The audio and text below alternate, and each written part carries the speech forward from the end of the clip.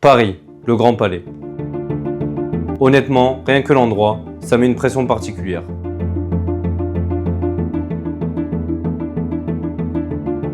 C'est pas une salle de sport lambda, c'est un monument.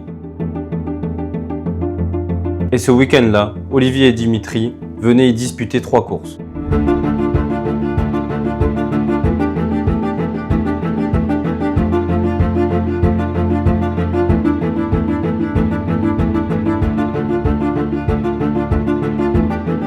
Ils sont venus en famille et accompagnés de 2 amis. Allez Dimitri, allez Dimitri, allez. Leur objectif est clair. Dimitri compte aller chercher la gagne en solo pro le vendredi, remporter le relais le soir même et surtout gagner le duo pro dans le but d'intégrer l'élite 15 la saison prochaine. Dans ce documentaire, nous allons revivre ensemble ces 3 courses, ces 3 scénarios et ces 3 émotions complètement différentes.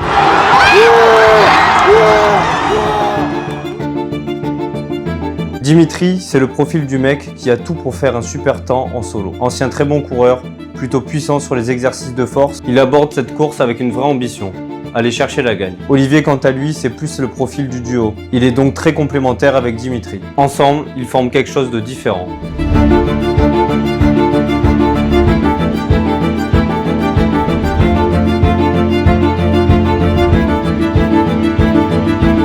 Et ça, on va le voir tout au long du week-end.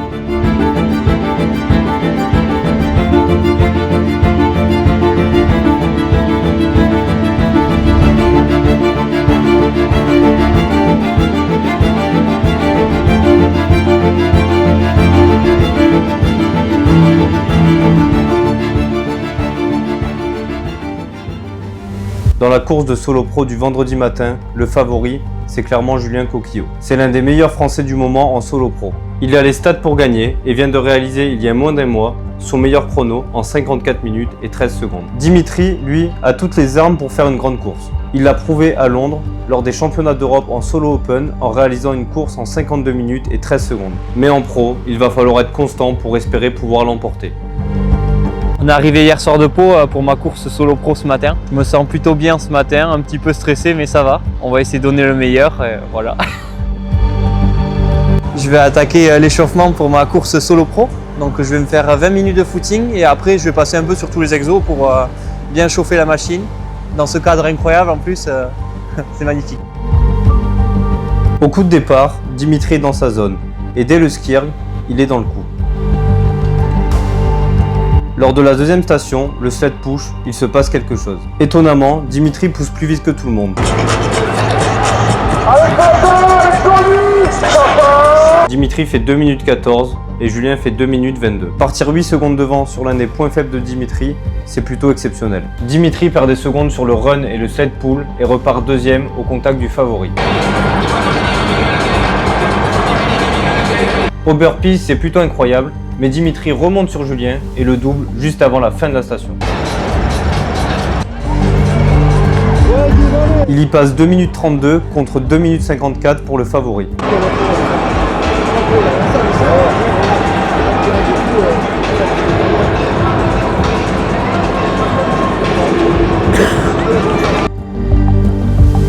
Le rameur est une station sur laquelle on a tendance à ralentir, à prendre son temps. Mais Dimitri continue d'accélérer et il sort en 3 minutes 52 lorsque Julien lui réalise le rameur en 4 minutes 01. À plus de la moitié de la course, il est toujours en tête pour réaliser un exploit. Ouais, Dimitri est énorme là depuis le début. J'espère qu'il va pas craquer au wall ball, on va voir. Il reste encore 3 runs. Mais pour l'instant c'est énorme ce qu'il fait, énorme. Donc on espère que ça va tenir. Sur les runs, Dimitri est toujours impeccable et ne va pas au-delà de ses allures. Allez Dimitri, allez Dimitri, allez. Mais arrivent les Farmer Carry.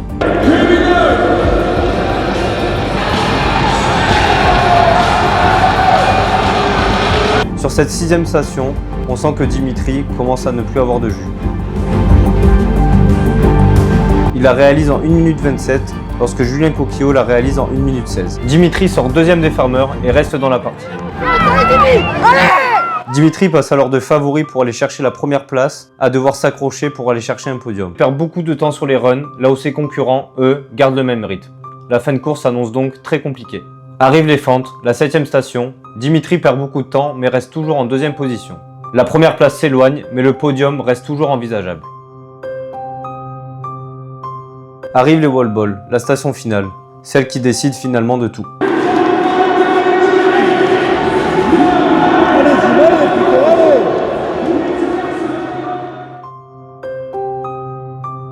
Dimitri réalise cette station, qui est loin d'être son point fort, en 5 minutes. Julien, lui, la réalise en 3 minutes 41. Cela représente 1 minute 19 de différence en une seule station, et en aérox, on sait que c'est une éternité. Dimitri finit finalement cette course en 6ème position, ce qui le place 7ème au classement général.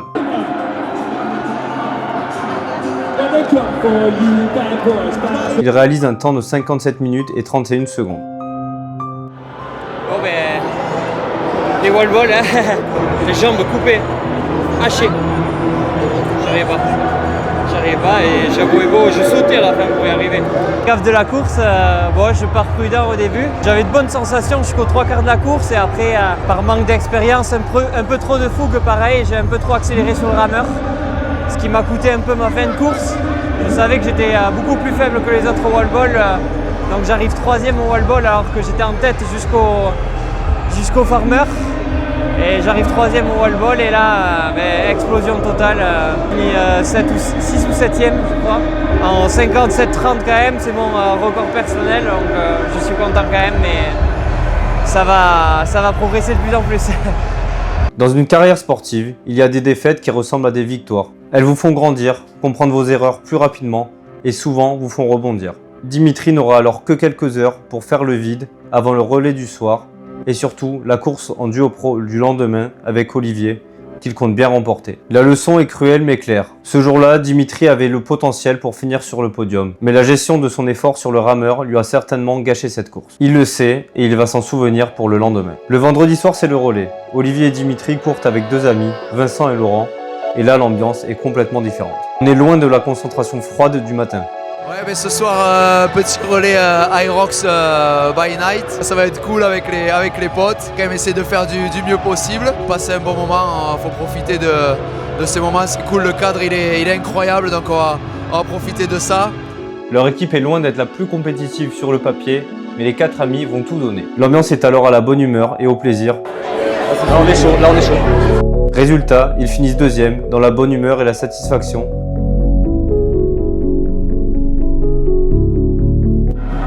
On sait pas.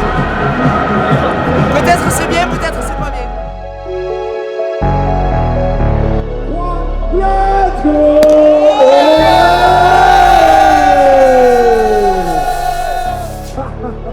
Malgré un léger goût amer, qui saura peut-être galvaniser Olivier et Dimitri pour la course tant attendue du lendemain.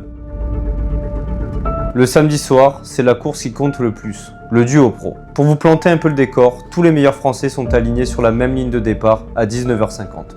On va retrouver Xavier Dufour et Martin Lecorne, les deux favoris, Alan Cao et Quentin Garel, de très sérieux candidats à la première place, mais aussi 4 ou 5 autres paires de doubles qui, en réalisant la course parfaite, peuvent clairement créer l'exploit. Cette course, c'est clairement le moment le plus attendu du week-end. Des centaines de spectateurs sont entassés devant la ligne de départ. Il est quasiment impossible de filmer. Olivier et Dimitri réalisent également l'ampleur de l'événement. Ils veulent tout faire pour ne pas décevoir leurs familles et leurs amis qui sont venus les encourager. Ils ont une grosse pression sur leurs épaules et cela peut se voir dans leur sérieux dès l'échauffement. Je suis jamais dans les autres vestiaires. Moi, je vous aime. Vous comprenez? Je vous aime. Je vous aime parce que vous êtes des dignes représentants d'un sport, d'une corporation. Ce que vous faites, ce que vous accomplissez, c'est juste gigantesque. Vous méritez de vous maintenir. Vous méritez de vous maintenir. Ça fait 2 mois et demi que je vous dis que vous allez vous maintenir. Le problème, c'est pas tant de savoir si je vais passer pour un con. C'est de savoir si vous avez la capacité intellectuelle, physique, technique de le faire. C'est maintenant qu'il faut le faire. C'est pas demain. C'était pas hier. C'est maintenant. Il n'y a plus qu'à manger. Le couvert, il est dressé. C'est magnifique. Juste avant de partir. Il est 19h49. Les athlètes retiennent leur souffle. Mais les spectateurs, eux, crient de vive voix. Il est 19h50 et c'est le départ.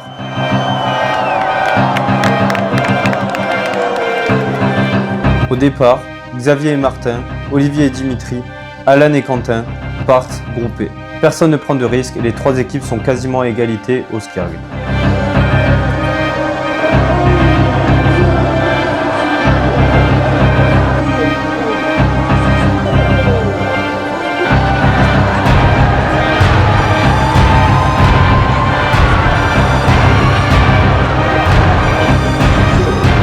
Lors des deux prochaines stations, le 7 push et le 7 pull, 4 équipes se détachent, avec notamment la paire Bernier-Pereira qui réalise un excellent début de course.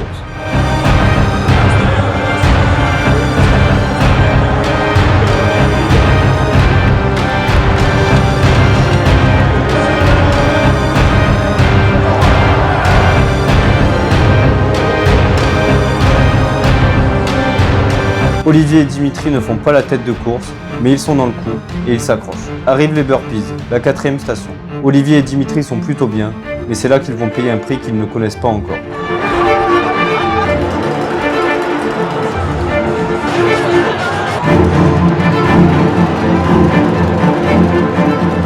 Lors du rameur, la 5e station, ils ont un peu ralenti, peut-être à cause de la mauvaise expérience qu'a eu Dimitri la veille en voulant aller un peu trop vite. Lors des farmer carry, ils prennent 11 secondes de retard sur leurs concurrents et en ressortent en 4e position.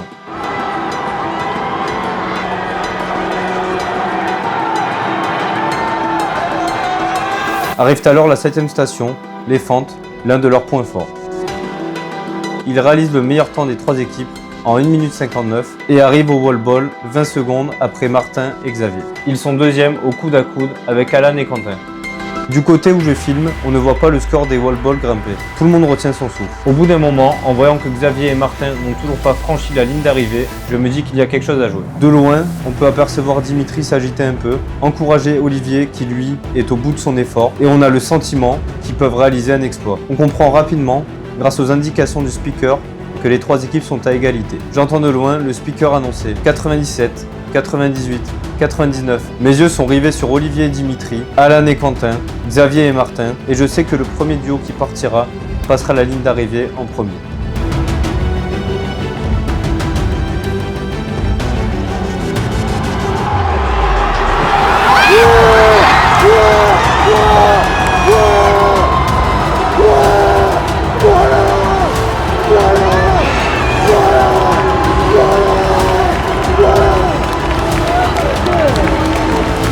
C'est assez exceptionnel ce qui se passe.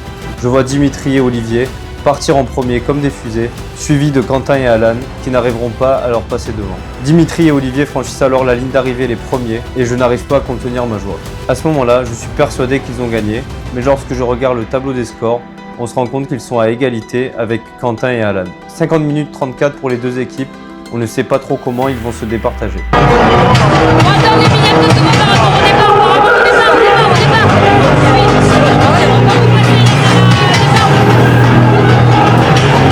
Mais la question ne se posera pas, car en fait, dès la 4e station, Dimitri et Olivier ont pris une pénalité de 15 secondes. Une pénalité qui leur coûte très cher et les renvoie à la 3e place.